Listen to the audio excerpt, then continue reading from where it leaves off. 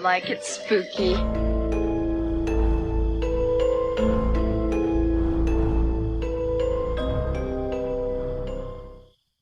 Hey everybody, welcome to I Like a Spooky Horror Podcast. I'm Brian. I'm Jason. I'm Clint, and if you are hearing our voices, it means two things. It means, first of all, that the boys, when they stayed at my house, did not screw up any of my collectibles. I did not murder them, and I did not go to jail. It also means, number two, that I did not fuck up this recording like I did when we were trying to do a bonus episode covering our time at Motor City Legacy. Well, with the whole artificial intelligence getting so big, maybe this really isn't Jason. Maybe this is AI, and now I'm giving Clint too much, credit there for him to understand AI and get that going. But someday we'll do an episode without us actually doing it, just all artificial intelligence or non-intelligence. That whole spiel right there is about as wonky as the last episode where it opened up with Brian cosplaying as Chuck Norris. I know that AI is big in the news, but let's get to some horror news.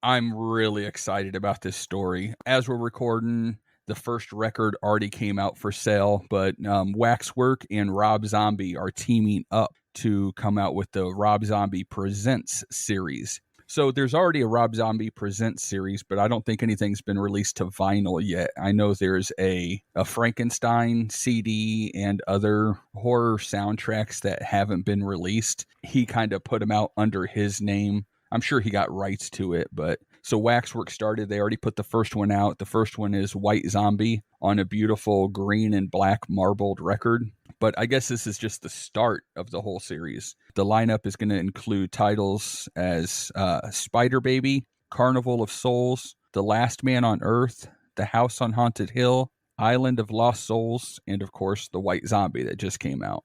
So they're all going to be pressed on colored vinyl and housed in special packaging by new artwork with new artwork by illustrator Graham Humphreys. So it's kind of tying everything I love. Rob Zombie and his amazing Halloween movies.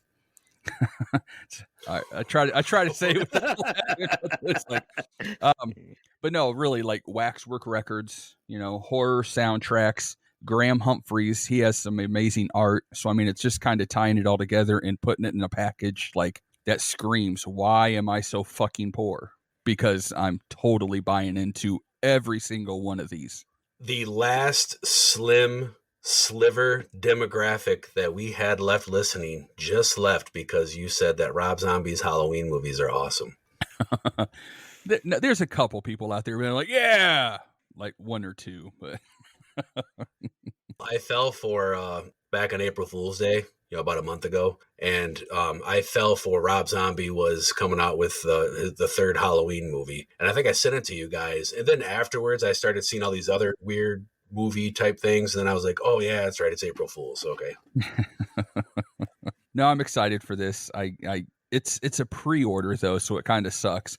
I think the first one's coming out in July. It's available right now as we record, but this episode won't be out for a little bit. But being a pre-order, it really shouldn't sell out. Hopefully they print as many as they need. So I don't know. You guys going to check it out? You know the cost on them, Jason? That's a good question. I think it was about 30 some bucks, like it usually is. I feel like that's something that I just need to jump on that with you, order two and save on some shipping and just kind of, I mean, it almost seems like a no-brainer to get in early, get everything, because it's something that even if down the road I'm like, I don't really want these, there's something that I can trade for something I want or sell and get something that I do want.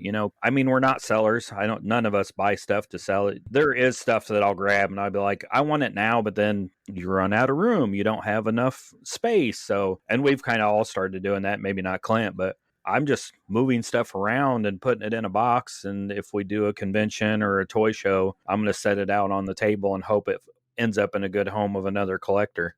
So this issue or this copy is $32. Waxwork is good with their 10% off coupon. So right around $30 and then shipping. So if you spend over $100 on Waxwork, it's free shipping, but I don't do that all the time. I've got a friend who's kicking around the idea of opening up his own horror-themed Halloween store. That'll be something cool if we see it down the line. But this is something that I could see in that store. It makes me think of when I went to Weirdsville Records, and Jason, I told both you guys, but Jason was interested that I found some Bride of Frankenstein waxwork records. And you're like, which one? Is it the black? Is it this color, that color pressing or whatever? And I looked online and they were all gone. But Weirdsville Records has, 2, 3, 4, 5 copies. Yeah, this is cool stuff. And also I'm glad because when I first read this, I didn't read the article. I just saw the headline. And I thought it was just going to be Rob Zombie movies. And I thought to myself, well, there's already several Rob Zombie movie soundtracks out there. What was the one with where his wife she got possessed with the record? Was that Lords of Chaos? No, Lords of Salem. Lords of Salem. God, I can't believe. Complete brain fart. Anyway, but I mean, I've seen that and I've seen the Munsters and stuff. So, no, this is cool, man, because he's going to go back and be a part of issuing some things from some movies long gone forgotten that this new generation might not have ever heard of, and stuff that we don't see a whole lot of. I will be listening backwards. I'll be playing the records backwards. Yeah, I don't know about all that, but speaking of backwards records, I guess Trick or Treat. I'm jumping right in here. I'm sorry. Trick or Treat, the movie from 1986 we covered a long time ago on the show here. I guess it's getting a 4K release. Finally. That's pretty cool. It is from Synapse is doing it, but there's no release date as of yet. They're just letting us know. No, it's still hype. Coming, yeah. So, yep, I'm ready for it. They're really working on cleaning that scene up where he gets flushed down the toilet.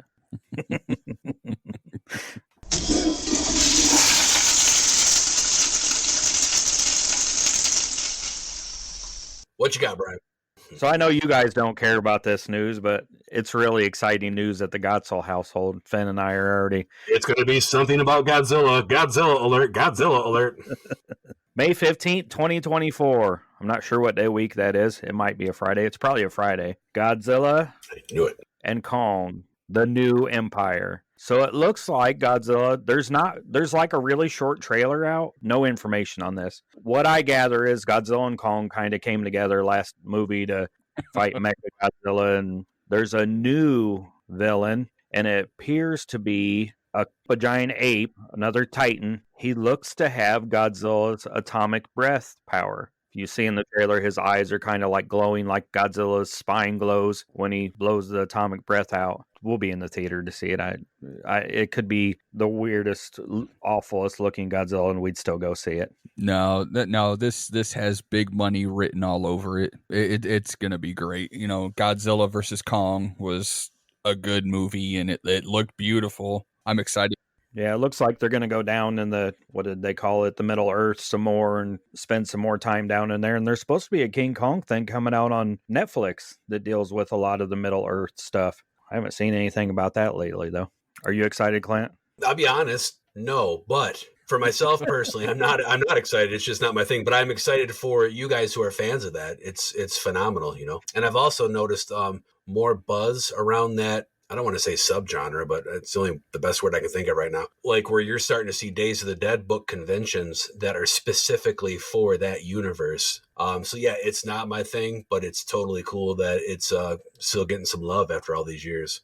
I just tried to put that nice spin on it because I think Brian Clark might be in the show in the near future, and I don't want him to yell at me the whole time he's on here. So he sent me a message the other day. He's like, "What kind of movie should I pick? A Godzilla movie? A cryptid movie, a crazy like category 3 movie?" I was like, I'm down for any of that. Same here. This is all about exposing other people and ourselves to stuff we haven't seen. What about you, Clint? What kind of news you got? Dude, there's so many news hits going on. I mean, I could talk about the new season of American Horror Story that's going to have Emma Roberts and Kim Kardashian. I could talk about some Stranger Things news. There's going to be an animated series coming to Netflix. There's like a prequel thing. Let's see, Stranger Things Flight of Icarus season 4 prequel book. We'll talk more about Eddie. What else we got here? Mia Goth is going to be in the upcoming MCU Blade reboot. These are some cool things. So Art the Clown from Terrifier apparently appears in a new Pete Davidson series. And also, I'm sure a lot of people listening have heard this, but Terrifier, the original, is heading back to the theaters soon. So those are all little snippets. But here is the article that I am settling on, and it is called The Visionary Documentary. You can find them on Facebook.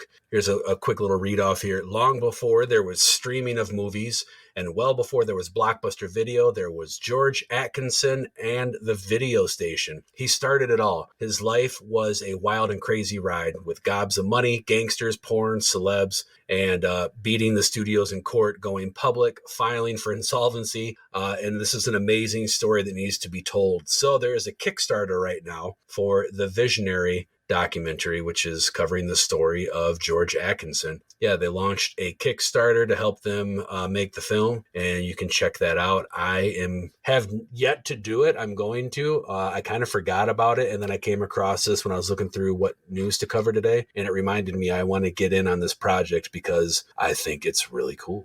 Yeah, I know you like your Kickstarters and joining in on that. Sounds interesting. You said documentary, right? It's going to be a documentary about his life. Basically, the pioneer and the boom of the whole reason we're here talking, because we were born and raised in the video store. Sounds exciting. I would check it out. Not sure if I'll contribute, but I'll look, see what kind of cool perks they have. Yeah, I haven't checked it out yet to see, what the different amounts are, what perks are available. So, and you're right, not even just Kickstarter, but I really love, and I did this when I owned my haunted house too. I love cross promoting with people. All of us are just dreamers trying to get our projects off the ground. And if we all support each other, we can, make some really cool things happen. I don't have any money. I'm broke. I thought Brian was going to have something insightful there. That's insightful. Yeah, sure. Why are you broke, Jason? Just trying to segue into that I missed that part. It's been real fun sitting here being silent, watching you guys squirm, trying to figure out how to segue into the Why Are We Poor segment. I have a list of things going back to our time at Motor City Legacy up till now, why I'm poor. Let's talk about it.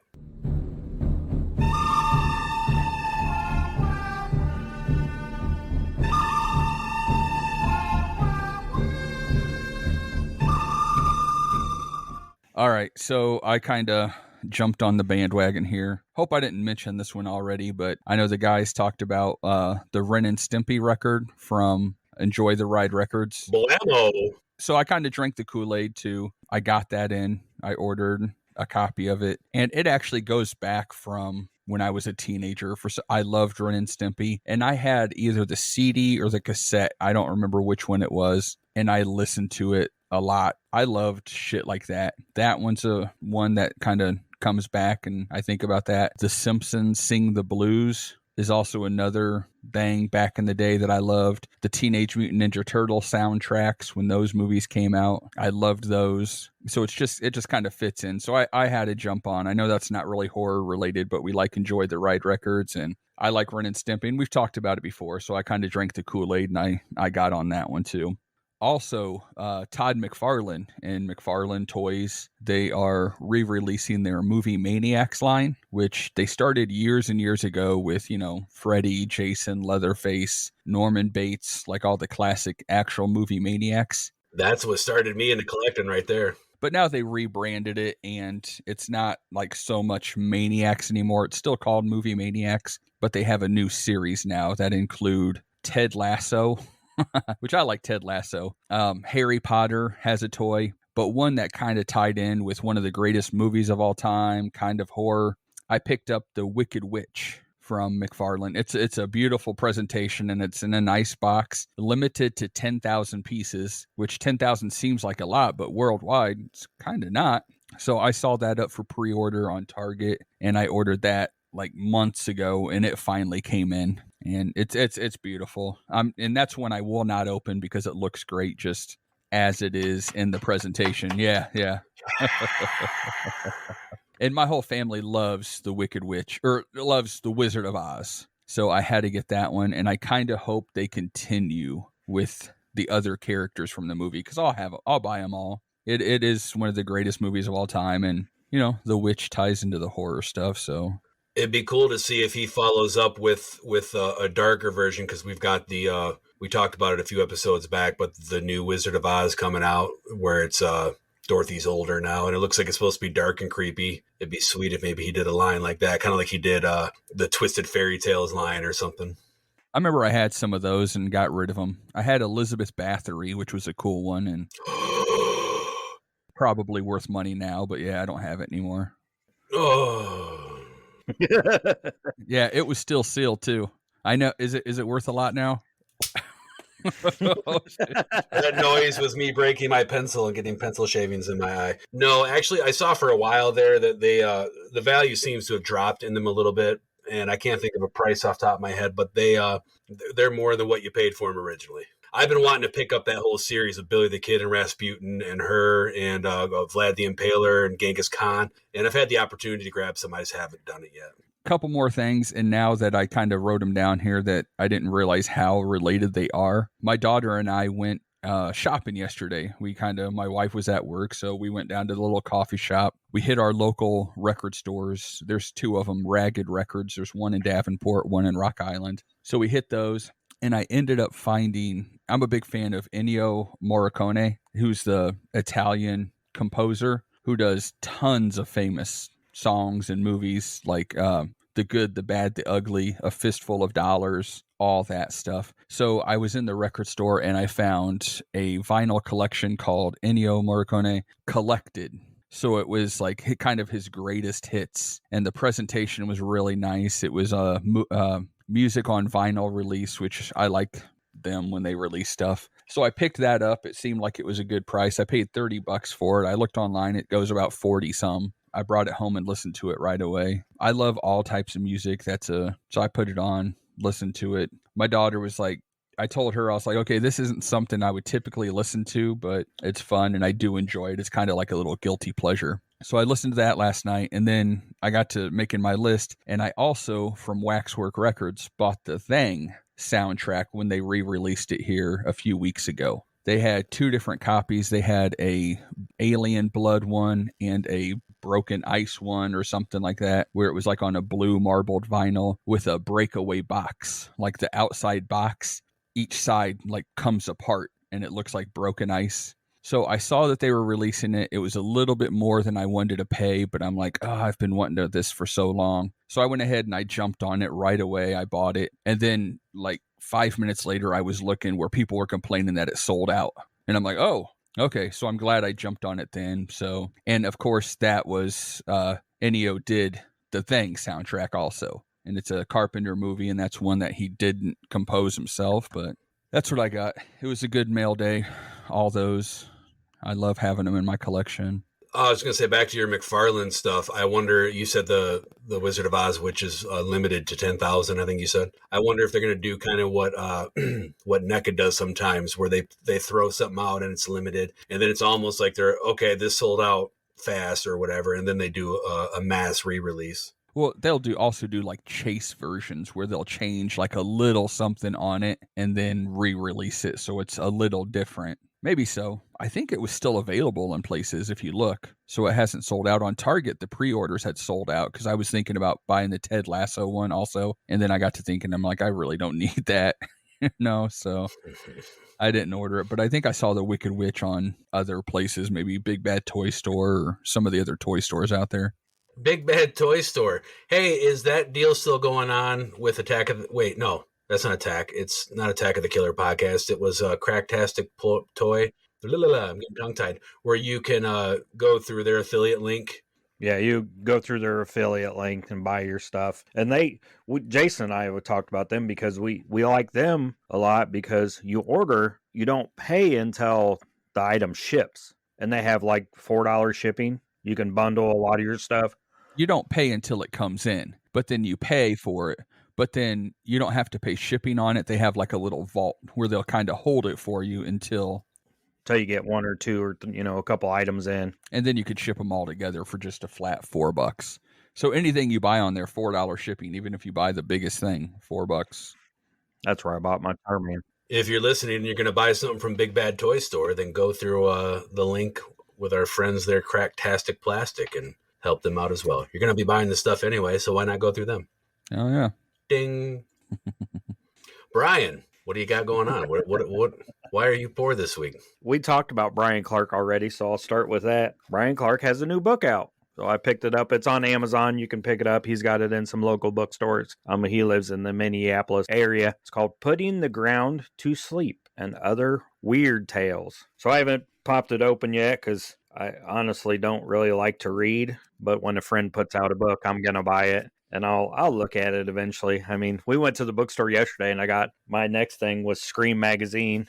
This is a horror magazine out of England. It's my favorite horror magazine. I've already looked at it because we were in the bookstore. It was Independent Bookstore Day at the end of April. Tiffany ran into somebody she knew and was talking and talking and talking. I was like, there's a chair over here. I'm just going to sit in this chair and read my fucking magazine because we were in there for like, I went to get one thing and we were in there for like 45 minutes. So I've looked through the magazine already. I'll, go back through. But what's this one? Oh, Jason, Halloween 2.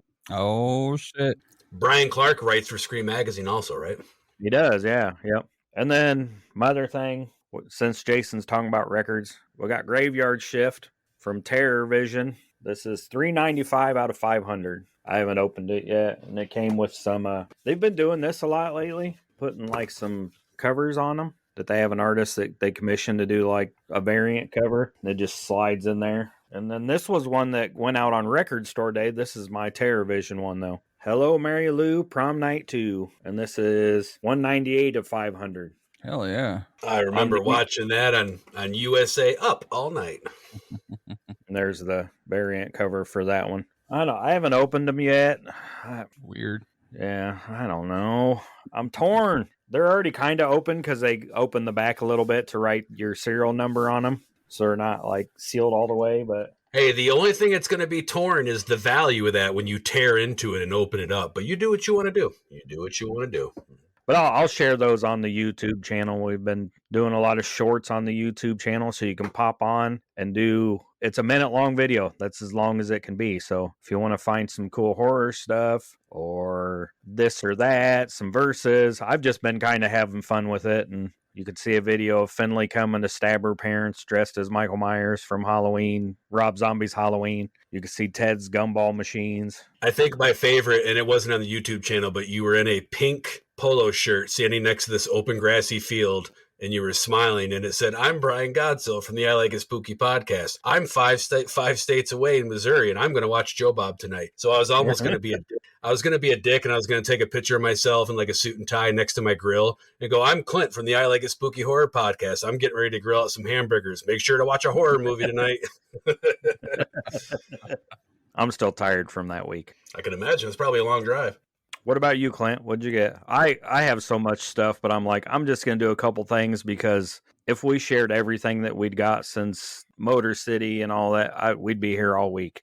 Well, I'm going to go through everything I got from Motor City Legacy to now, but I'm going to go real quick. Yeah, so we were actually going to do a bonus episode on Motor City Legacy, bonus Why Are We Poor episode, talking about the great time that we had, the cool vendors, that the boys got to meet, and a lot of the cool pickups. But I'll take the blame. I was hosting that session and something screwed up, and so we weren't able to put out that episode. So I got a list. I'm going to go quick. Here we go. When the boys came up, Jason brought me the Scream popcorn bucket that he bought me a while back. We've talked about before. Thank you very much. And let's see, Brian brought me the My Bloody Valentine cassette. That was cool. He also surprised me. I couldn't believe I couldn't figure it out until I opened it, but it was the Children Shouldn't Play with Dead Things cassette. Both of those are from TerraVision. Thank you for the gift.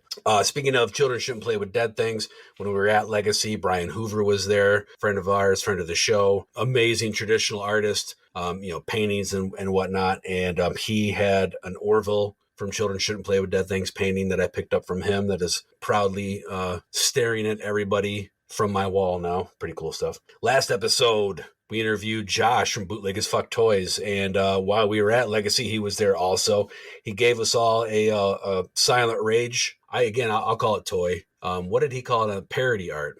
Product art. Yeah. A toy that he made up from Silent Rage. I also bought his Mist toy, and then he had a My Bloody Valentine heart toy that we swapped out. We traded. He got my my Tromaville Atomic High joint toy. So while we were there, I got a free DVD from director Tony Moran from Independent American Pictures from the Detroit area, and he actually had worked with Josh. Did you guys see on his table? He had like some toys there. It was like a chainsaw and some dog tags. Come to find out, he had worked with Josh.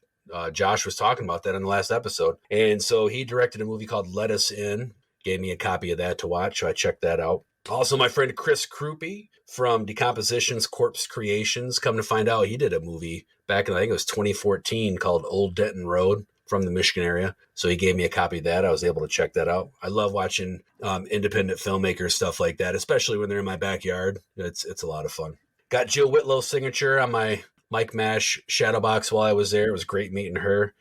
This was probably the coolest thing, though. So Psycho Gorman, we covered that a couple episodes ago. Mimi, the guy who played Gorman in the suit, and the director Steve Kostansky were there. I got all their signatures on the limited sealed Blu-ray with the battle-ravaged Psycho Gorman figure. And it was kind of a back and forth because we were all there, and everybody's like, how are you going to get it signed? Because it's sealed in plastic, the signatures are going to go there. So finally, I have these like 3-inch green dot stickers I use for inkmirrors.com to put the sizes of my shirts up and stuff. And I was like, oh, I'll just put this on the box and have them sign that. And that's what I did. And it turned out really cool. So I'm glad, because that was limited to like 1,500 pieces, I think. So I've got one of those signed by everybody. And then towards the end of that show, there was a Comic-Con exclusive red variant Twilight Zone Seer box from that the Shatner episode, the old Twilight Zone back in the day. And I've been wanting that for a while. Worked out a pretty good deal with those vendors. And, what was funny is, Ted, we were sitting next to Ted from Ted's Marvelous Custom Gumball Emporium. And he's not the most technologically savvy person in the world. And he was kind of having some issues with some things there. But then when I'm trying to figure out the value of this Seer box from the Twilight Zone, he goes, oh, well, here it is. And he grabs his phone and he scans the barcode at the bottom. And he goes, well, I'll show you right there, like how much it sold for, what the asking price is, how many are available. And I'm just looking at him in amazement. I had no idea that even existed. I'm like, you can't figure out how to turn your fucking phone on, but you can scan shit and scour eBay. Weirdo. I've talked the past couple episodes about the car for the oldest. She is 16 now. She has her car. Thank God we are done with that. Lastly, this is the very last thing, the most current thing. And Jason, I don't know if you hopped in this yet or not, but Fright Rags just released their 3.75-inch action figures. They had Dr. Loomis, they had Sheriff Brackett, and they had Annie from Halloween. I grabbed the Sheriff Brackett and the Annie, and those are on their way. Nice. Yeah. That's a lot. That's why I'm poor. So I was going to save that for a future episode, like hopefully when they came in. Yeah, no, I picked up all three. I have the original 3 that they put out, and then I jumped on it immediately the other day when they went for sale and grabbed the other 3.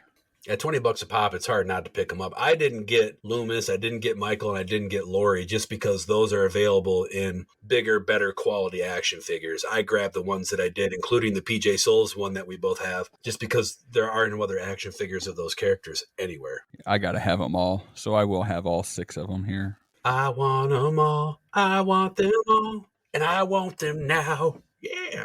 And the Grammy goes to...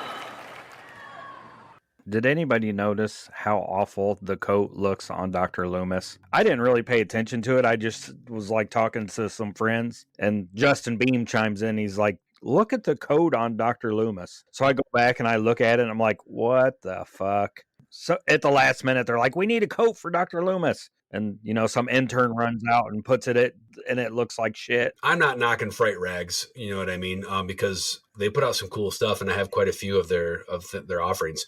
But those figures are equivalent to like that Dollar Tree store little figure that you get for your kid because they're crying, or, you get for the birthday present for that kid in your family you really don't like. I don't expect real detailed quality from those figures. Again, I just pick up the ones that there are no other figures of those characters. You kind of know what you're buying when you get those. But the card looks amazing. I'm like, the card looks great. I'm like, the artwork's great. The back looks great. And then the figure's like, meh. So, I mean, I guess your $20 for that card still seems like a good deal. I mean, for the artwork on that card. Of course you say that because you're big into slasher design. Oh, is that who? Oh, yeah, he did do the artwork. Art, yeah. Oh, yeah, he did do those. They are gorgeous. Yeah. Yep. Well, all I know is thanks to Brian, we're probably never going to get Fright Rags to be, a sponsor of this episode now. Ruined it. Let's see who we can dig up for a sponsor for this episode.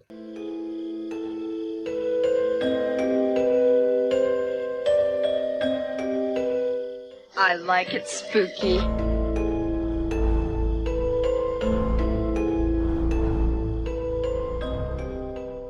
Hey everybody, Clint here from the I Like It Spooky podcast. If you have listened before, then you know this is when we showcase a commercial for the sponsor of an episode. We decided to take this spot today to let you know if you have interest in sponsoring an episode, all you have to do is send your name, business, and contact info to ilikeitspookypod@gmail.com. We will then get back to you with trade, rate, and fee info. And a contract written in blood. So this is a horror news, reviews, and entertainment show, but you do not have to be genre related to advertise to our audience. You could be looking to get the word out on an event. We're trying to reach the masses and let them know about casting calls for your next production. Hell, you could be wanting to fill a dispatch position at your local hospital.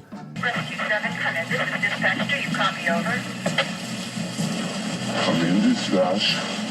Send more paramedics. Maybe you own a coffee shop or want to let people know about your Indiegogo or Kickstarter campaign. Maybe you are the actress who played the waitress in Maximum Overdrive and you're looking for work.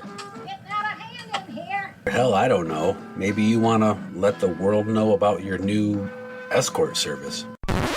Hey, Clint. Yeah, I don't think we can do that one. So remember, if you want to be a featured sponsor of one of the fastest growing podcasts around, send your info to ilikeitspookypod@gmail.com. So now that we've heard from our sponsor, this episode we're discussing the 2023 horror, not comedy at all, soon to be a classic, Evil Dead Rise. What'd you guys think? You guys didn't get a good laugh out of it? There was zero comedy in that entire movie. So let's start from the very beginning. And actually, one of the cool things right off the bat, and I don't know if it was like this where you guys were, was the Flash trailer.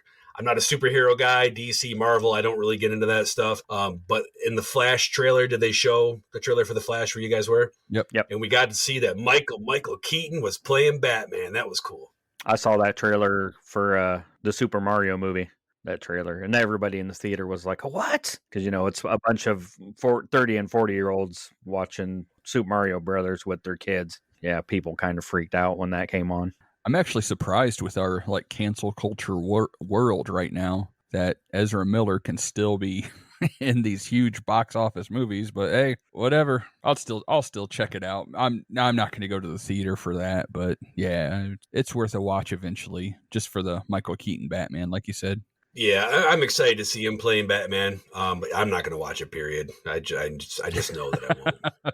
But it was cool to see that he's going to be Batman again. Yeah, it was kind of an odd group of trailers for the Evil Dead Rise. I was thinking there would be more horror movie stuff, but maybe there's not a lot coming out, in the next couple months. But it was superhero, because the Blue Beetle was one.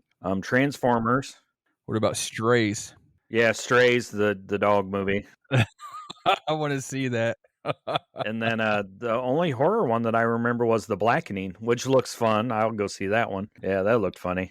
Uh-huh. They had the trailer for the Boogeyman on there too. That's coming out. Oh, did they? They didn't have it where I was anyway. But you're right though. There's not a whole lot of new horror movies coming out in the next couple months. I think a lot of the releases for new stuff in our genre is coming out later this year. So when the movie started, I thought we were kind of coming out of the woods and going into the city. And then I was, the cameras moving through the forest and over the lake and stuff. And I thought, oh, this is kind of neat. It's like a visual transition of we're moving away from the cabin into the city. And then it was kind of jarring when I realized, oh, now we got this whole setup at this cabin at the lake. And I was a little confused at what was going on, but it led to, and I have 37, maybe 39 exclamation points after this in my notes. One of the most amazing opening title sequences I have ever seen. At the end of that, hey, I guess we should do this. This is a new episode, this is a fairly new movie. So spoiler alert, we're going to be discussing things. If you haven't seen Evil Dead Rise yet, you might not want to listen to the episode until after you see it, unless you don't care about that stuff. Maybe you're valuing our expert opinion to see if it's worth going to see. Okay, I'm just kidding. We're not experts. Well, maybe Jason. Anyway, So yeah, at the end of the opening scene, they're at the cabin there, and there's the two girls and the guy, and the one girl winds up being possessed. She takes everybody out, rises up out of the lake, and then Evil Dead Rise comes up behind the trees above her. It was stunning. It was beautiful. I need a giant poster of that. Yes. Oh, it'd be amazing. And the sound, they turned the sound up to 20. Yeah. It was so freaking loud, man. You want like a cinematic though. You want it long and wide, not up and down. You want it long and wide. Big old widescreen with so beautiful. They will probably come out with something like that. And if they, meaning the studios or whatever, the powers that be don't, I know some of these amazing artists that we know and always talk about will, because there's a big buzz about this movie right now on the internet and just in general, and a lot of people are referring to that opening sequence. A lot of people, so we'll see something cool from it. And the whole scene leading up to it was pretty good. It wasn't bad. It was, I was confused, but it wasn't bad. Well, so it kind of leads right into the sequel right off the jump, because that happened after what happened at the high rise, which you don't know until the end. So again, I'm like, okay, we're going to the city. I'm like, wait a minute, we're still at the cabin. This one girl's possessed. She kills the other two. Very cool cinematic rise. And then boom, we just cut to the city. And I'm like, what in the fuck is going on? And then, so I have a love-hate relationship with this movie. So you're going to hear me say some really good things. You're going to hear me say some really bad things. Probably the first really bad thing is after the beginning sequence and we boom, cut to the city, jump cut to the city. It was slow, man. Everything leading up to the possession after that point was so monotonous. I know they were building characters and you were getting to know everybody, which is important, but it was just slow. And I'm like twiddling my thumbs like, what the fuck is going on? What the fuck is going on? Yeah, they had to set up the characters, kind of make you fall in love with some of the people. I thought the group of kids was kind of annoying as shit. Like if those were my kids, I'd be handing out ass whoopings all around. Like the kid playing his music super loud. The little girl was cute. She was kind of, creating. She's a future designer of horror props and stuff. Look, I know this is utterly retarded, but when you first get into their apartment and they're panning and there's like toys all over the floor, I saw the Maximus horse toy from Tangled, and I know because I had and played with that toy a lot when my oldest was younger. Maximus from Tangled is in Evil Dead Rise. We still have that toy. Several of them, actually. Yeah. Do you let Finley play with them? What, the Maximus? Yeah, sure it is. The horse is the best part of the movie, just so you know. It started really fast, and then, like I said, it kind of muddled up. And you're like, okay, what are we doing? Where are we going with this? I kind of feel like you don't need that in these movies. I mean, when you get to a certain point in a series, do you need character development? I went with somebody that had never seen an Evil Dead movie. It's Jack's buddy Xavier. He's helping me mow this year. So I said, I go to the movie alone. If you want to go with me, you're more than welcome to. He's like, oh, yeah, I'll go. He's like, I've never seen any of the Evil Dead movies. Do I need to? And I was like, I don't think so. I mean, they're pretty cut and dry. Somebody gets possessed, they start killing everybody. That's that's it. There's a book.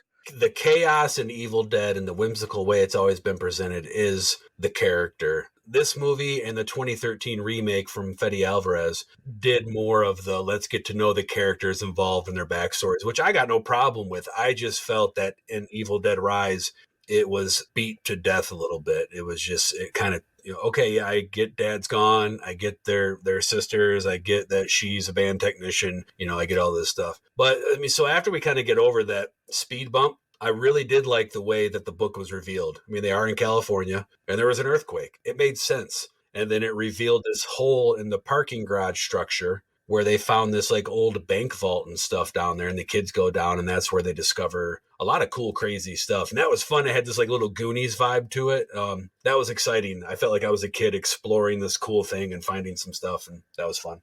I do absolutely love that they pulled the church and religion into this, because that is one of the few things that to this day, like The Exorcist and I'm not a religious person, but that's always been kind of that bothers me kind of thing, scares me kind of thing, is when there's religion tied into a story or a movie. They did a great job with that as far as I'm concerned. And some more information about the book. There's 3 copies of this book, because this is not the one that's in any of the original Evil Deads. This looks different. So you would think if that was that book, they'd make it look like that. This is a different book, I gather. So that book's still somewhere else, back in the Middle Ages, or it's, in Tennessee in a cabin, or, somewhere else. So I liked some of that stuff with it. And one of the things that I had told Xavier was, he's like, who's the main character in this movie? And I said, it's funny. Bruce Campbell's always been the main Evil Dead person, but we're almost getting to the point where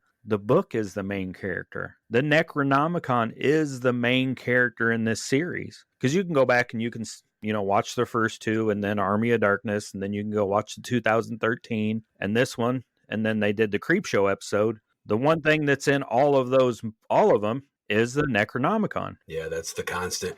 No, I agree with you that throughout the whole series, I think the one part of this that was missing, I guess, or not involved was the church. And you kind of think that with Ultimate Evil and that the church would be involved. So yeah, I did love how this movie, it expanded on the mythology of the book. I loved the whole 3 books thing. I don't know if this is like a theory, but a lot of people are saying, so okay, this is the 3rd book then. The first one is Ash and Evil Dead. The second one is in the 2013 remake, and this is the 3rd one. Myself, I still like to believe and pretend that 2013 isn't a remake or another book. It's a continuation from the original Evil Dead series. That's just the fantasy world I like to live in. So in my mind, that is still the same book. We just saw part 2 in Evil Dead, or the 2nd book in Evil Dead Rise, and there's still a 3rd floating around. But not only did they expand on the mythology of it, which I thought was great, I loved the fucking book design.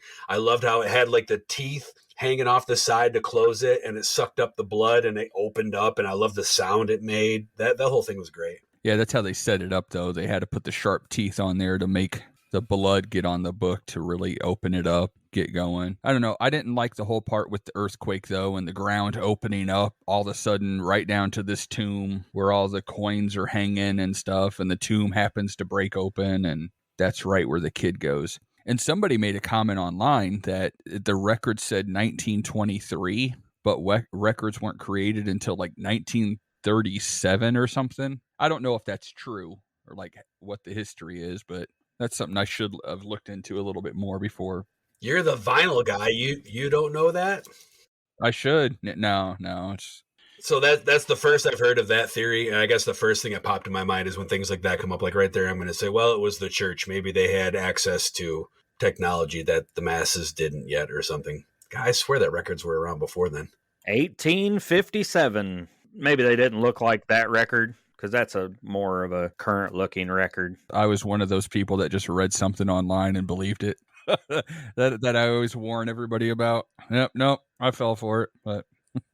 But yeah, that whole part though, where he just happens to find it. But I love the way they do that, because in the original Evil Dead, they had the recording on tape on the reel-to-reel type setup. And now, of course, this one dates it, so it's back on records. Well, and what I thought was cool too was it dates it because they were recorded way back then when the only means of recording was to record on vinyl. But it's also kind of timely because currently, we talk about it on the show all the time, we are in a vinyl resurgence. So I thought it was cool that these recordings were on records. It just, gave it a cool feeling. And it kind of sets it up because the kid is in his room playing records, acting like a little DJ. So it would have been better if it was on a cassette and he would have been like, what the fuck is this? I always hate when people are like, oh, that wouldn't happen, and that wouldn't happen, and that wouldn't happen. And it's like, go back to the worst fucking day of your life. And how many things that day happened that you're like, that'll never fucking happen again? What are the odds that any of that stuff would happen? And it all happened on the worst day of your life or the best day. I mean, how many times have you been like, oh, I went to this show and I did this and I ran into this celebrity and they gave me an autograph and they took a picture and you know what I mean?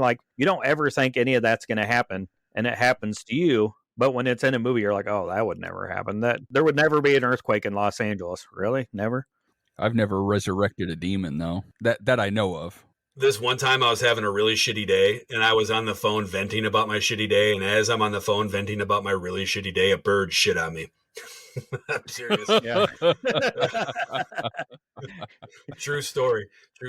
So again, I thought it was kind of great because again, you think of earthquakes. I think of California. Now, if a tornado brought the book in and it dropped on the ground or something, I'd be like, "What the fuck is this?" To me, it made sense. It made sense. But getting back to the records, so when he starts playing the record, the brother starts playing the record. My oldest was like, "There's the cameo. I hear Bruce."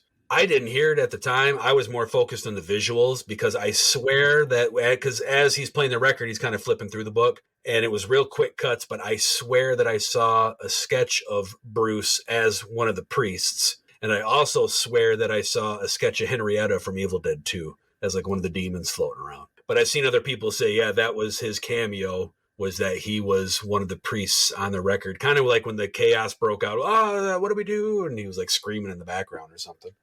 Yeah, they had showed a picture of the priest, but I didn't really pay much attention to who they were. So that would be interesting to go back and see if, when we rewatch this, if it's him and it was one of the priests. It was a real quick, black and white flash into the picture of the priest. Damn it, now I got to watch it again. Oh, I'm excited to watch it again. Yeah, even though I have a love-hate relationship with this, I will watch it again. It was enjoyable, and there are a lot of Easter eggs that when you're in the theater. Oh, and what sucked is when we went to see it in the theater, it was a pretty packed theater. And so we were sitting like one row back from the front of the screen. So our necks are back it's really hard to see everything that's going on. And one thing I was going to talk about in a little bit that I didn't care for about this movie is it had that shake. It was dark. And it had that shaky cam action shit, which I loathe. And so between sitting where I was and those elements, it was really hard to catch a lot of the little things in there. So I went last night before we record, the night before we record, we went about 7:20 on a Saturday, and it was still about 40% full in the theater, which made me happy. And people were quiet. No one was like on their phones. There was people talking, kind of through the movie. Nothing loud though, or being obnoxious, but kind of talking about things that were going on in the movie. But it made me happy that still this couple weeks out, it's still doing well, and there's still people going to see it. And there was some kids there, and I was like, man, this might be a little too young for these kids. But I'm like, whatever. I mean, we had fun. I mean, we had a good time going to the movies, and I kind of think this is a thing that's all of us enjoy. I love going to the movies. I absolutely love going to the movies, sitting in the dark, seeing the trailers, getting soda and popcorn, and just taking in a movie with a group of people, or even if it's by myself. It's just an experience that I treasure. I was talking during the movie. I looked over at my girls and I was like, look, there's Michael Keaton as Batman. And they're like, huh? Who? And I was like, that guy right there. And they're like, what? And I said, he played Beetlejuice. And they're like, oh, okay. The brother plays the records. He's flipping through the book. The demons are released. The mom has left the apartment. She's in the elevator going to do laundry, I think, on another floor or something. The demon comes right at her. And I thought that was kind of cool. I mean, it looked like, this may be me always looking weird deep into shit, but it looked like it was trying to test her. It was just kind of fucking with her for a minute. And it was almost like I viewed it as the demon was like, okay, is this person easy to enter? Is this person hard to enter? Do they have a strong will? You know what I mean? They always talk about the weak and the weary are the ones we possess type stuff. And I was just kind of dicking with her for a little bit. And then it finally is like, okay, and entered her, and the elevator all tore up, and she was hung up in all the elevator cables, which I thought was reminiscent of the tree vines from the originals. She goes back to the apartment after that. And what's she cooking? Eggs? Oh my God, I don't want to have breakfast tomorrow. Can we have just sausage instead? I don't need any eggs for breakfast tomorrow. And of course, today we're going through our eggs because we got some farm fresh eggs. And I was like, yeah, can we have eggs next weekend? Tiffany's like, this is probably a double yolk. And I'm thinking, it's probably got a fucking yolk and a blood in it or some shit. I don't want eggs this morning. She'll shred you some fresh cheese with that cheese grater. Come on. Fresh shredded cheese? So it makes me wonder, if she wasn't going down the elevator right then, what the fuck would the demon do? Would it just enter the elevator and choose a random floor? Or what's it going to do? It would have found somebody. Yeah. You just see all the buttons light up. I would love that 20 minutes straight of the demon flying around and not finding anybody. Knocking on the door. This apartment's empty. This apartment's empty. I'm glad that it did find the mom because Alyssa Sutherland's portrayal as the possessed mom was freaking phenomenal. Yeah, it was. I love the way she delivered her lines once possessed. It was the opposite. The way all the lines, she delivered the lines. In the past entries in the franchise, when someone's possessed, it's just kind of like this upbeat, chaotic, whimsical type delivery. And hers were very downbeat. You're like, oh, mommy's with the maggots now. And all of her lines were delivered down like that. And it made them just really, really creepy and almost like condescending and like snarky. I loved her portrayal as the possessed mom. She becomes possessed. She goes to make the eggs. She vomits an ungodly amount of whatever that substance is. Do you think that's like their soul, Clint or Jason? Do you feel like that's like their humanity leaving their body? Because it's like they're on that edge where they're all okay, but they're still possessed. And then they vomit this white, chunky substance out. And then they kind of pass. Kind of like when a woman's water breaks during pregnancy. Something is being born. That's when their soul leaves their body. When they have kids. Yeah, we're parents. We know. Yeah, they're parents. They lose their soul. And then she dies. The neighbors come, and the one kid's like, can we pray? And the sister's like, well, she wasn't really religious. And I wanted him to say so bad, well, I fucking am. Yeah. Like, I need to pray. Because he closes her eyes, and they open back up. I was like, oh, shit. She dies. And, you know, the kids are mourning, and then she comes back to life. She like sits up. Of all the things besides the eggs, maybe the fly landing on her eye. I was like, oh shit, her fly landed on her eye. That was probably the thing that made me gross out the most out of the whole movie. She comes back to life and they give her a bath because she's hot. That was a cool scene, of course. But I mean, of course, they showed it on the trailer. I think the trailer showed a little too much. It kind of showed some of the... I think if they wouldn't have shown like the bath scene or something, how cool would that have been to see in real life? Or rising out of the lake. Most of the special effects were great. When the sister is sitting in the chair and she's, you know, passed, the rain in the background in the window. I looked at Xavier and I was like, look how fucking bad that rain looks in the background. He's like, shut the fuck up. Like, the rain looked awful. It looked like shiny little pieces of snow almost falling in the background. I was like, I guess if that's my biggest complaint about the special effects, but I was like, couldn't they just fucking shut the curtain or something? All this money and they have shitty looking rain in the background. That is the most critical thing I've ever heard. This movie was great, but that fucking rain on the windowsill behind the plant in the back with the half a light on it, that was the dumbest fucking thing I've ever seen. That's crazy, dude. You went deep. Well, you were talking a minute ago about the neighbor wanting to pray. Other than, you know, getting killed and making sense because it was an apartment building, so it made sense there was other people there, I thought all those other characters, they were just unnecessary. They were just there to be there. Although I say other than for getting killed, because actually one of my favorite, besides the title sequence, one of my favorite sequences in this film is when the possessed mom kills everybody in the hallway through the peephole, and you just watch all the action through the peephole, and you just see him running off screen, running on screen, getting slammed against the wall. That was a great sequence.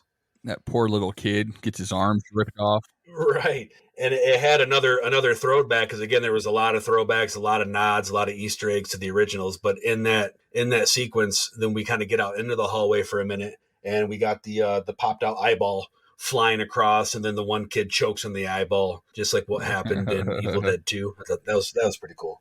I knew when the old man was talking, he was like, "Oh, let me go get my shotgun." I'm like, "Oh, here we go, introducing the shotgun into it," because he was going to shoot the lock off the door. One of the other throwbacks to the originals. I don't understand why when I say something you guys laugh. Did I miss something? No, just the weird silence. Like, it looked like you were trying to process what I was saying. Oh, I was, and I was like, I can't do anything with that. So let's move on to this. It happens a lot, and I'm like, what's going on? Is there a fucking booger hanging from my nose? Did I miss something? I start to talk, and Jason just looks at me and laughs, and I'm like, what's going on? So another throwback to the originals that I actually absolutely hated this was we're skipping around some of the action, but now everybody that was killed in the hallway they're all possessed demons, and they all start screaming the Dead by Dawn over and over and over. And I can't tell you why. I just hated it, and it was just flat. I thought it was tacky. I thought it was stupid. It was the evil dies tonight moment for this movie. Yes, exactly.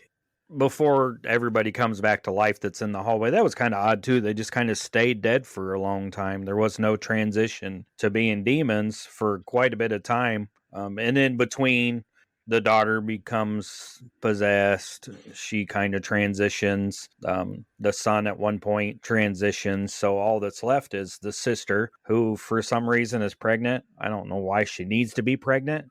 I mean, it didn't really fit into the story. It's fine. It's whatever. And the youngest daughter is all that's left. And they're fighting this horde of possessed demons to try to survive. Yeah, when the daughter gets possessed and she's standing in the kitchen, like up on the counter like that, and somebody walks in, I would have been like Janine on Ghostbusters. I would have stopped right there. I'd be like, oh, we got another one. Like, it's like, and I'm not going to be like, hey, are you okay? No, you see what the fuck's going on in your house. She's not okay. If you have all of this shit going on, why are you going to listen to this record in sound canceling headphones with not one on and one off so you can kind of hear what the fuck's going on and still listen? Some of it didn't make sense, but. And they had to foreshadow that, though, because the guy was talking about the cat being in the air ducts. So it kind of told you, like, oh, okay, well, that's how people are going to get around in this movie. That was a cool scene, though, like when she was listening to the soundproof headphones and then the sister or the mom pops up behind her. It's a pretty cool last scene. That's all I had to say about that. Sound like Forrest Gump. You were talking about the sister being possessed. Again, I don't think that the possessed mom's sister, there was no purpose for her being pregnant either, other than for the cool line that the younger sister, when she got possessed and she's like, I'm eating the glass, and she's like, I'm trying to get rid of the creepy crawlies in my stomach. I don't like the creepy crawlies in my stomach. And had that same delivery that the mom did. Again, very creepy, downbeat line delivery. And then looked at her and she was like, you probably don't like creepy or crawly things in your stomach either. And I don't know, it was just all weird, creepy. But when the possessed sister, she reminded me of Johnny Bartlett from the Frighteners, when she had the blanket over her and she went to lunge. It looked just like Johnny Bartlett with the carpet over him. And then right when that happened, she looked like she was kind of standing there and she looked like a ghost. And Boots and I turned and looked at each other and we were like, ooh, we started laughing. We both had the same thought at the same time. And then as we were discussing the movie afterwards on the ride home, Boots is like, I so wish that sister would have taken the scissors and just like cut holes in it like Charlie Brown. That would have been so cool. I had a little trouble with scissors. And so in that scene, though, Hannah, the oldest, she cringed when the possessed sister was eating the glass and you're seeing the glass go down her throat. And then Boots, when the scissors went up the mom's nose, she was like, I wanted to sneeze so bad when I saw that. It was kind of neat getting the feedback from them, but I also, this movie is making two completely different people physically react to the action that's going on. So even though if you love this movie, hate this movie, whatever, it did well in making people feel uncomfortable in certain scenes. Yeah, I kind of felt like this was the area of the movie, like, what are you laughing about? This was the area, like, you had an issue with the beginning where it kind of was building the characters. I had an issue towards the end or in this middle part. This would be like Act 2, towards the end of it, where I just felt like something needed to happen. Like, it just became a gross gore fest of just over and over. And what is the grossest thing, the most blood, the most we can put on this screen? And it just kind of muddled it down for me in the middle. And I'm just like, okay, I'm ready for him to go to the next place. And I'd kind of known what the next place was because somebody spoiled it online. I saw people questioning things that were coming later in the movie. And I'm just like, okay, let's go. Cut out like 10 minutes in the middle here. I got it. These kids are all turned. The people outside are all turned. Everything's, we're going to the next spot. No, but when they all like morphed together into that creature. Well, that would be the start of the third act, kind of going out of the apartment into the hall to go down to the basement. I came across this post from Chris Alexander, who is the former editor-in-chief of Fangoria, guy up in Canada. He's pretty involved in the horror industry. I was going to share it later, but Brian, it ties in with what you just said. It says that Evil Dead Rise was suitably vile and pervertedly gory, but left no lasting mark on me. He said he's already forgetting it. Not sophisticated enough in its Freudian subtext to affect me psychologically, and the grand splatter that I've seen before so many times. Gore alone just isn't dangerous anymore. He goes on to say that he found it was far more unpleasant and depressing than fun, which is what an Evil Dead movie should be, is fun, but it's still exceedingly well made with some truly revolting and grim moments. It just made me think of what you just said, that it tried to ride the gore wave, and that's where I think one of the reasons it fell flat. It didn't have that that whimsy of other entries in the franchise. When you think Evil Dead, you think fun. Yeah, you think gory, but you think fun also, and it just wasn't. I did not dislike this movie. I enjoyed it. I'll watch it again. But like you said, it's when you see Evil Dead, you go Evil Dead, you go Evil Dead 2, you go Army of Darkness, the Ash vs. Evil Dead series, the Creep Show episode. Outside of the 2013, there's always been that physical comedy, slapstick, fun in Evil Dead. This was a complete departure from that, which is fine. I don't feel like I need just straight blood and guts. And it's something we had talked about before with maybe Terrifier 2. It was just maybe a little too long, a little too much story.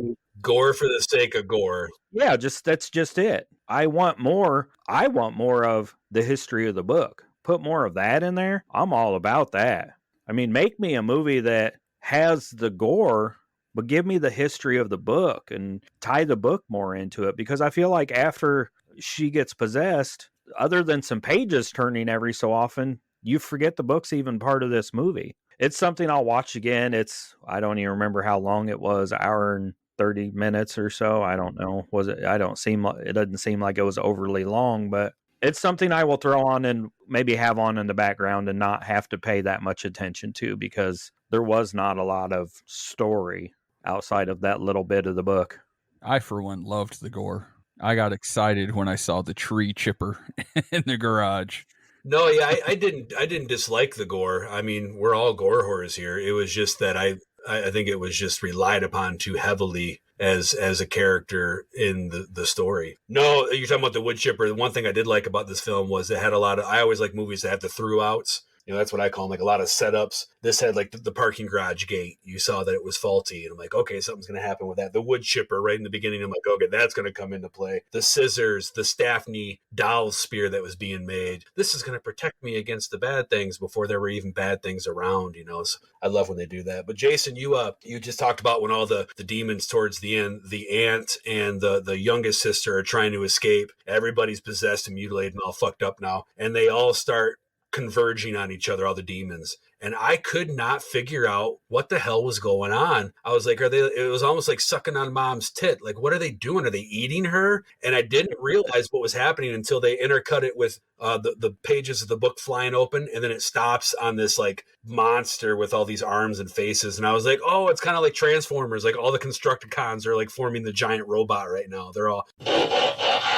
all these demons are mashing into one. It looked really cool. I loved the gore of it. From like a tactical standpoint, I'm like, why are the demons putting themselves together in this ball of thing that now it's harder to move around and they can't attack from all angles? So, and it reminded me of the end of Society. You guys have seen that film Society from like '88, where everybody kind of merges together in this like, oh, you should watch that flick. It's pretty cool. Nothing to do with Evil Dead, but this scene, it was almost like a nod to that. These weird monsters all merged together in this like orgy. It's weird, but You have to watch Society just so you can see the guy that merges with the guy's face to his ass. So it's like an ass face. Yeah.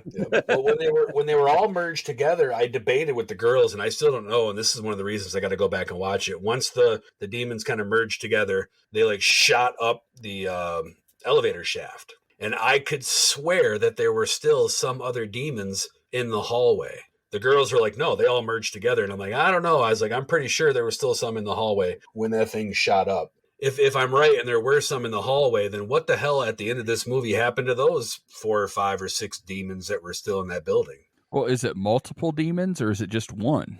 I always just took it that it was just the one possessing. And I felt like it needed to be in human form to do something to other people, I guess. Well, I guess, they could have just... I always took it as multiple because they always say, like in Evil Dead 2, they're like, we have won. They use the word we a lot and refer to Legion and stuff. So I always thought it was more than one. Reminded me of that movie Slither, how it just becomes this big chunk of flesh. Was just the mom and the 2 children. The other demons were still in the hallway. But I don't know how the Evil Dead universe works. If you kill the original possessed, is it kind of like a vampire? If you kill the vampire that bit this person, Look at Evil Dead from 1981. Cheryl was the first person possessed, Ash's sister. Wait, she did get killed, didn't she? Yeah, she got killed. And wait, oh God, I got to go back and watch that now. No, I don't think so. I don't think it's like Vampire where you kill the one demon and the rest die. I'm pretty sure they're multiple. they're in the elevator shaft. They get down to the parking garage. And I swear to God, I saw the Delta sitting in the parking garage. That's another thing I got to go back and watch. It was a quick shot. They were like panning, and I'm like, "That's the Delta." I can't tell if it is. But then the, of course, the fight ensues between the weird demon blob monster, the aunt, and the younger sister. Culminates with a chainsaw popping out of the wood chipper, which ends in the blob monster being pushed into the wood chipper. And this is by far the thing I hated about this movie the most. I fucking hated when the ant has the chainsaw, revs it up and said, "Come get some." I'm like, no, cheesy, stupid. That's Ash's line. Stop. Just stop. Well, you've never been attacked by a demon. Maybe it does something to you where you just start randomly quoting Ash. That's it. Other movie. Yeah. I liked it. It was a good movie. I can't wait to watch it again. I got a question. What's that? Why the fuck does Jason laugh every time I talk? That's my question, but I guess I'm one funny guy. I'm here. I'm a clown. I'm here to fucking amuse you. Tell me how fucking funny I am. Anyway, my question is if the priests from the recording failed, right? As they, obviously, you heard on the record, we failed. Who vaulted everything up? Is there like a Vatican SWAT team? Who came in and cleaned up the mess? He had talked about on the record other priests coming to help him. And he had went to the church and asked to be able to translate the book. And the church is like, abso-fucking-lutely not. Maybe they didn't say it like that. They probably said, "Oh, no, Father, don't do that. It's, it's not in your best, interest." But I would imagine the church came in and sent people in to clean it up and vault it up and put up all the crosses and trinkets and Jesus on the cross so it could fall and scare that kid. So I guess that's, if this is a sequel, though, I guess it's not a sequel. It's just a whole nother movie then. That was locked up since the 20s. How did it happen in the 80s? But I guess it was a different book, like we talked about. I thought I saw something where there were like several different books, like with different names, but I don't know the whole history about it.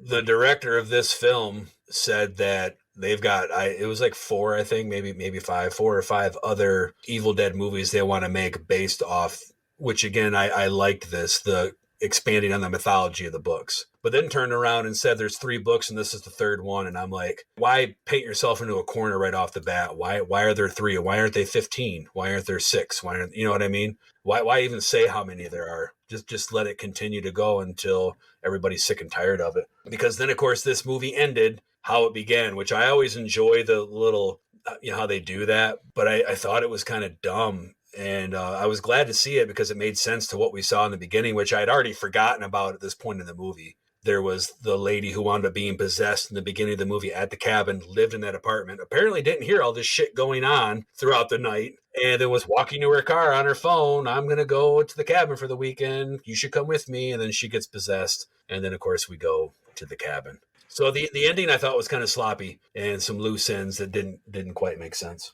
Yeah, Xavier's like, "That lady lives in the building and didn't hear any of that." And I was like, well, they were on the 14th floor and she's on the 5th floor. So that's kind of a couple floors away. But I said, he's like, "Well, yeah, but wouldn't you hear a shotgun going off?" And I was like, I mean, it's LA. Maybe that happens all the time. You're just like, "Oh, gunshots." It was a bad part of town. Of course, the mom didn't care about sending the teenage kids out in her car to grab pizza. So maybe it wasn't that bad of an area of town. Who knows? That was the thing I disliked the least about the movie, that they dropped the pizza because I was fucking hungry. I was like, man, I could really go for some pizza. And then they left it. I'm like, it just got dropped in the box. Fucking put it back. Take it back upstairs. What the hell? God made dirt. Dirt won't hurt.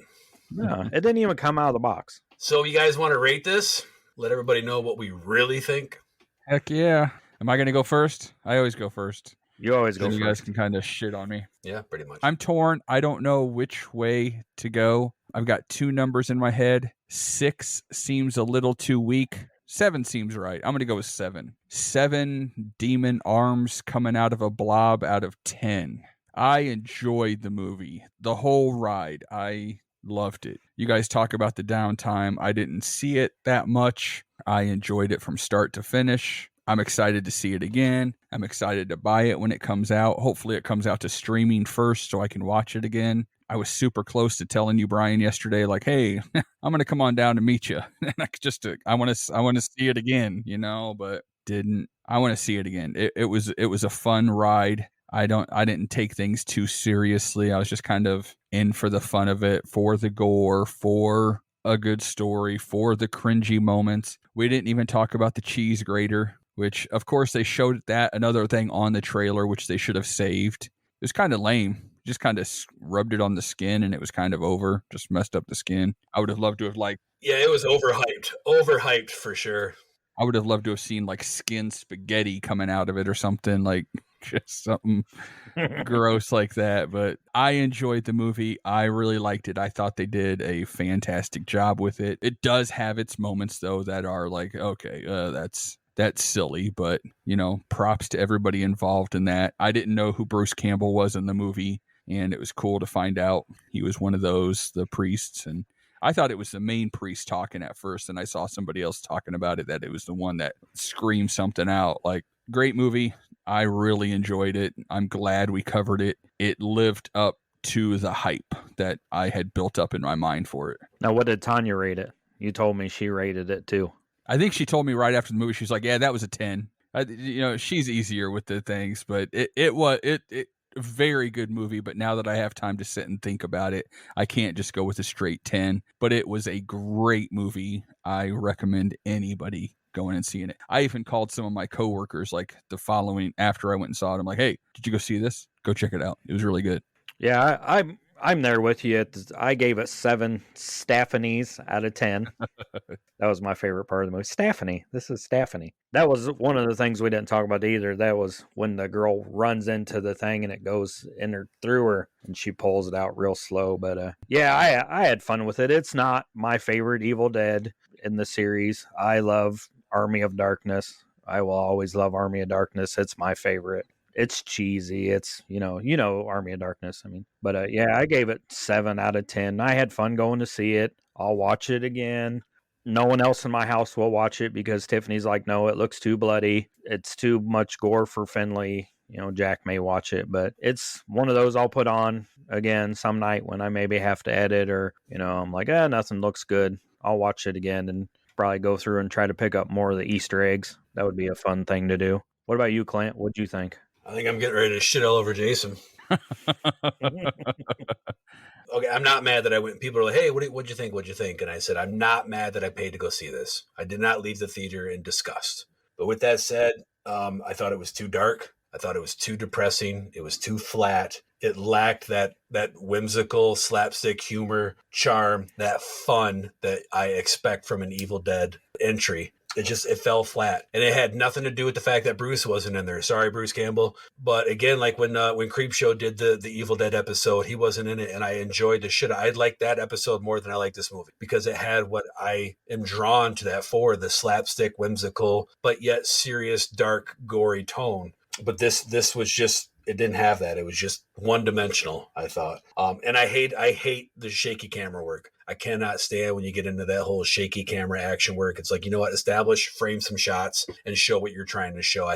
I am not a professional filmmaker, but I feel that that's cheating. So a lot of people are referring this to the 5th entry into the series. I rate this 6 out of 10 franchise entries because I view the Ash vs. Evil Dead television series as an entry, which would make this the 6th. Yeah, I'm going 6 out of 10. I will watch it again, just so I can rewatch some of the things that I probably missed because my neck was at an upright position trying to watch this thing so close to the screen. And I want to see if maybe I was in a pretty good mood when I went and saw it, but I want to see if maybe if I'm in a different mood, if I think differently. I will give this film another chance. But as far as entries in the franchise, it is my least favorite. I even like the 2013 remake more than this, which a lot of people didn't like that. And the 2013 was more serious, but it was just brighter. I liked the 2013 remake more than I like this film. But it doesn't matter what I think because this thing had a $12 million budget. And as of this recording, it's already around, I think it's over 50 million now that it's grossed. I think more people like it than don't. I am coming across a lot of people who are kind of like what I just said. We're like, hey, I don't hate this thing, but it's really not the best. And let's see some more.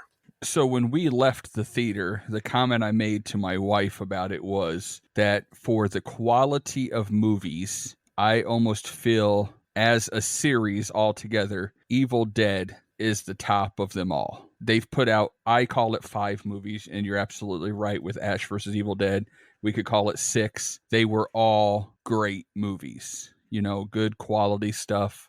And that's saying a lot for like the lack of quality on the first couple movies, but they were still great movies. So I feel overall this series is probably tops when it comes to the whole series in general. Like, I love Halloween, but it has its stinkers so far, and this one to me doesn't really have stinkers. I've enjoyed them all. I'll give you this. I think I know what you're saying, and that is usually in a franchise, when you get to part 6, part 7, that's when the monsters are going to space, or they're, you know what I mean? And it kind of gets silly, and it's just a cash grab to really continue things. Where I think that Evil Dead is just starting to, and that's one good thing this movie did serve a purpose for, was expanding the mythology, expanding the universe. It's just starting to grow and go in different directions and get out from underneath Bruce, which it needed to do to be able to continue on. So, question for you guys. There's obviously going to be a sequel. I don't know that it takes off from the end of this one and follows that girl as a demon. I don't know that I'd like that. I don't know if she's a strong enough actress, if there's enough story there, if we need to continue that story with that book. Where would you like to see it go next? Do you have an idea on where you would like it to go next? I've kind of thought about it, and I think that's where, like, my storyline for the movie, it would be the worst one. But I would like to see her walking along the highway, get picked up by a trucker. This girl goes crazy, and they end up at like some truck stop or something. And then and I'm sure it gets super silly from there. But they could go anyway with it. She could come across another group of people at an Airbnb in the cabin or in the woods, and we could be right back to Evil Dead 1. I hope they ignore that character. I know that's kind of like logically where to go because she's possessed and now carrying it on, but I really thought that was a cheap way to end the movie. I thought I kind of felt a little cheated right there. Like even though I didn't enjoy a lot of things about the film, it had this certain thing, and then you did this like, oh, whoop, whoop, and now we're here, and I just thought it was cheap. I would like to see, and I think Brian, you said something like this earlier in this episode. I'd like to see Evil Dead in the 20s. I'd like to see almost obviously you're not going to do a prequel. Well, I mean, we saw Army of Darkness, so we went to medieval times. I'd like to see the story or something similar to what led up to that book being vaulted up. I'd like to see a period piece. I think that'd be cool. Yeah, you could also get like the story of the original book from Evil Dead with the family and the professor that found that book and took it to the cabin and what happened there. Or if there's a third book, I mean, where is that book? Maybe we go back and we find that book, or we go to the 70s even, and a period piece, like you said, something that's giving us some more mythology about the book or the books, or hell, you could go back to the origin of the books. The books started somewhere at some point, and they were all, I gather, formed by this same group of people. Well, maybe you go back to that and you find out the origin of the books and the demons and the... I wonder if these are the conversations that Marvel fans have, because I am totally disconnected from the whole Marvel universe. But there's the different timelines, and there's the different... I wonder if this is the same conversations that they have, because we're like, oh, well, but the animated Ash vs. Evil Dead that's now in the future would be cool, but then in the past, but then over here... This movie, do you guys think, I saw someone say this, do you guys think this could wind up being a new or a modern, at least, new Mother's Day favorite? That every year, Brian Hoover asked us this as a question one time, do you watch a certain movie a certain type of year? Is this a Mother's Day film? I don't know. It didn't really have to do with Mother's Day, but I guess the mother getting possessed, and we are close enough to it, yeah. I don't know that most mothers will watch it on Mother's Day, but I mean, we could. Horror fans could watch it on Mother's Day. I like the idea, like going back to what you said about the 1920s. We could have Exorcist versus the Evil Dead, and it could kind of go along those routes with the priests going at it. That would be fun. I'd pay for my tickets right now if you had that coming out. I know one thing for 1,000% certain. The dad in this movie, who we never met, he was only spoke of. Papa was a Rolling Stone. He dodged a fucking bullet by taking off, didn't he? Imagine if he was still there. Oh, he's like, no, I'm not there. I'm everywhere. You know who else is everywhere? Our podcast network, the PFPN. Let's hear from them.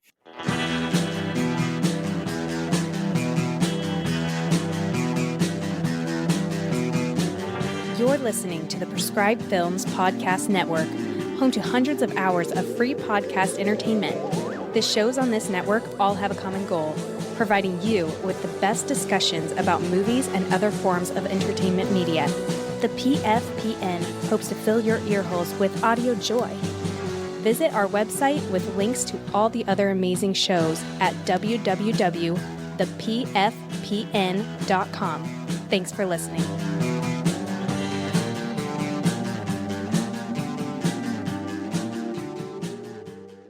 So now that we've heard from our podcast network, we have a news segment.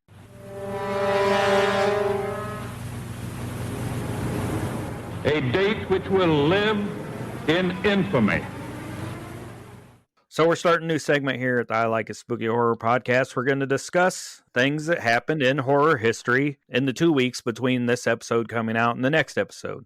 Sometimes it'll be the day the episode drops that we'll talk about. Sometimes it'll be events that happened in the 2 weeks leading up to the next episode. This episode, I got some news. I'll start with May 15th. On May 15th in 1981, the movie Happy Birthday to Me was released, and Creepshow 3 was released in 2006. Not sure anybody's seen that.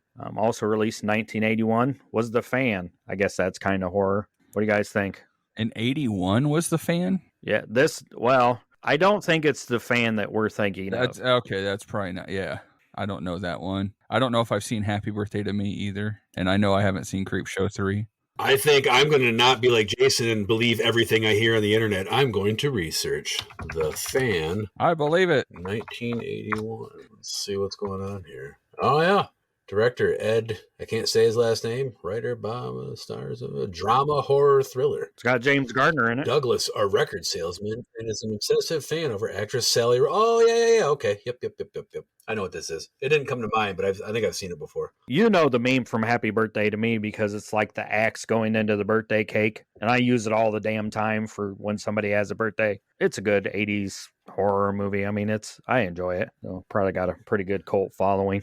I'll say this, with all of the great movies that came out in 1981, it sounds like the spring of 1981 was probably like one of the most lackluster months or, seasons in that year. Happy Birthday to Me is not bad. But there was a lot of great shit that came out in 81. Just not in the spring. May 17th, on May 17th in 1936, Dennis Hopper was born. And we love Dennis Hopper. I love Dennis Hopper from Texas Chainsaw Massacre 2. That's it. That's all I like him for. I don't care about any of his other movies. No Easy Rider. I was going to say Easy Rider, man. No, I just want to see him double chainsawing it up, fighting Leatherface or Bubba, whatever the hell they call him in that movie. You don't like Speed, the movie Speed with Keanu Reeves? Not a fan of Land of the Dead? It's okay. No, I mean, it's no Texas Chainsaw Massacre 2. And then in 1955, Bill Paxton was born. Favorite Bill Paxton movie? Go. Twister, probably for me. Probably Near Dark for me. I haven't seen it a lot, but it's a fun movie. Bill Paxton's role in Near Dark, I love that character. I love how he played that character. Yeah, he's been in a ton of great films. The Twister was a great movie too, Jason. But yeah, Near Dark, I loved his work in that. And Bill Paxton's famous in the horror community because he's fought Alien, the Predator, and the Terminator. Yeah, he's the only person that's appeared in Alien, Predator, and Terminator movies. Wash Day. Nothing clean, huh? Nothing clean, no. And this is the coolest one. On May 21st in 1908, the film many consider to be the first horror movie, Dr. Jekyll and Mr. Hyde, premiered in Chicago. It was a silent black and white film that received positive reviews from critics. Yeah, I wasn't there. So in 1908, over 100 years ago. You don't say. Was that Lon Chaney? I don't know. In 1908? Ooh. Nope. Hobart Bosworth. That's interesting. I'll have to check that out. Yeah, that's what I thought. That's what you thought? You thought it was Hobart Bosworth this whole time? Yeah. It was 16 minutes long. It was one reel. And there are no existing copies of the movie today. No known existing copies of the movie today. Oh, that's sad how that happens. Yeah, that is sad. Yeah. Maybe they're buried underneath a parking lot in LA somewhere. Play the movie, we're all going to die. Let's hope they have an earthquake soon so we can get it out. There went all of our listeners in California. They're like, fuck them guys. They're wishing an earthquake on us. So what do you guys think? Any thoughts on any of the news? No, I like it. I like the segment. Just, it kind of keeps us fresh on things that happened. And I mean, it keeps us fresh on the old shit that happened 100 years ago. Yeah. We get new news at the beginning and old news at the end. And in between there, The record player was invented, Jason. Hey, you can't know where you're going if you don't know where you've been. So I'm excited to see where this new segment's going to take us. Discussing the first horror movie known to man, your recorded horror movie known to man. On the first time this segment came around, very cool stuff. Something I kind of want to know now. What do we got going on?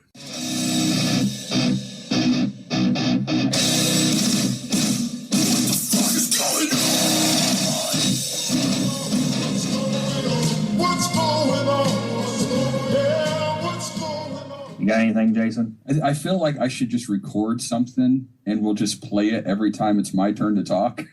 I actually have something. We've talked about it. Clint's reminded me what I have to do.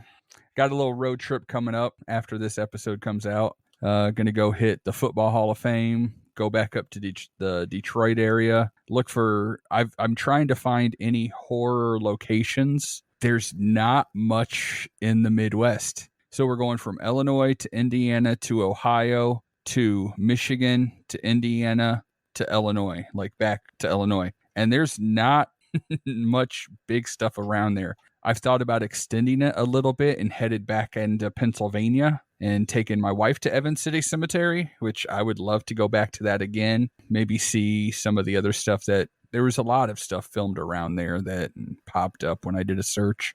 Maybe I'll go find some of that stuff, but it is like quite a bit farther to get into Pennsylvania, and I don't know if I want to commit that much more time to it. I guess we'll have to see what we're doing. I'm excited to get back up to Detroit area. Clint was just at the Screams. What was it? Scream Costumes or Screamsville? I wasn't there, but Ted was there with the gumball machines, and it was at Screamers Costumes, and it's North Detroit, just north of Roseville, off Gratiot Ave, I think it is. I would love to get up there. Weirdsville Records, which you've talked about. Which isn't far from Screamers, yeah. Then I'll get over to the big house, hopefully get a little tour there, meet up with Clint at some point, hopefully.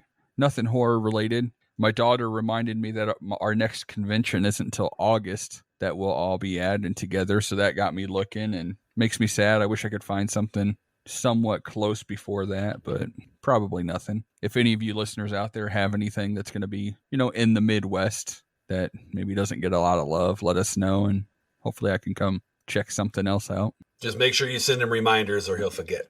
Oh, definitely. Yeah. And I probably won't come anyway. Right, exactly. He's just a big tease. There is something to check out up here. It's not the biggest thing in the world, but so not far from where I live over, I think in the Battle Creek area, is this old schoolhouse. And I'd have to read the story and the mythology again. I don't remember exactly, but it apparently is what inspired the Jeepers Creepers film franchise. Oh, the actual schoolhouse? Is that the unsolved mystery? Yeah, something like that. That's only about maybe an hour, maybe hour and a half tops from my house. Yeah. We drove right past Battle Creek, Brian and I did, and I'm like, oh, I think that's the home of Kellogg's. That's kind of what I knew about it. So, that might be kind of cool to look. Unless I see some guy with a creepy-ass truck, then fuck that, I'm out. So, Brian, what do you got going on, buddy? So our trip to Michigan's not until later in the year, but we have a con in Michigan we're going to. I already booked our room and all that good stuff, so I'll definitely be there. May 13th, so the day before this episode drops, I will be at the Capitol Theater. We're going to go do a little dinner and date night. We're going to see John Waters' Serial Mom to celebrate Mother's Day. So the day this comes out will be Mother's Day, so happy Mother's Day to everybody. I hope your kids behave and that your husband doesn't drive you crazy and that you have a good day because, mommy's not with the maggots now. But other than that, just editing away and hanging out at home with Finley and working. Gonna go up and see my son play a lacrosse game up by Chicago. So other than that, not much horror related. Watch a bunch of movies. Maybe open some of these records and listen to them. What about you, Clint? You got anything going on? How does Jason's answer usually go? No, I got nothing.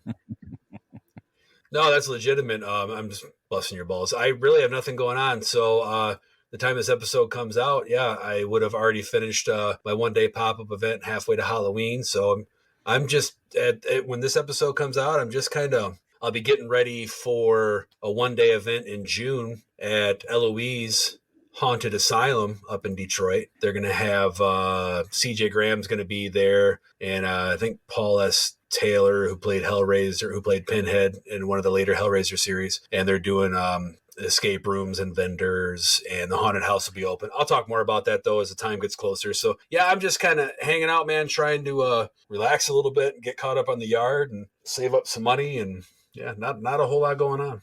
That's lame. We're all lame except for Jason. He's going somewhere. So now that you've heard us rate Evil Dead Rise, what we're up to, new news, old news, collectibles, don't forget to check out the I Like It Spooky Horror podcast on Twitter, Facebook, Instagram. Check out our YouTube channel, and we'll talk to you next time. Bye-bye. Bye. He's waiting for us to laugh. I just what's he gonna do? I got nothing. Ooh, I got it. Evil Dead Rise is full of Gore! Gore! Gore!